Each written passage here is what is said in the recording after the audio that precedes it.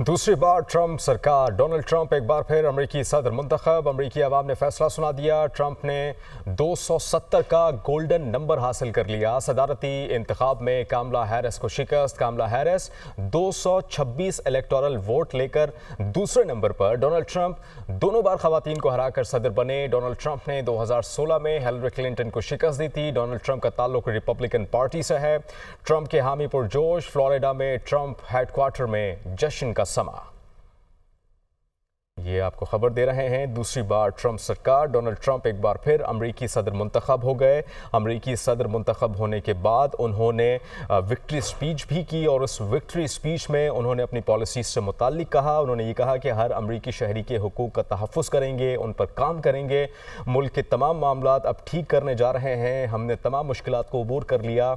उन्होंने ये भी कहा कि सबसे पहले जो हैं वो सरहदों को सील करेंगे, बॉर्डर सिक्योरिटी पर काम करेंगे, चैलेंजेस से निमटने के लिए इक़दाम करेंगे। डोनाल्ड ट्रंप की जानिब से यह भी कहा गया कि हम अपने मुल्क की बॉर्डर सिक्योरिटी पर सबसे पहले काम करेंगे।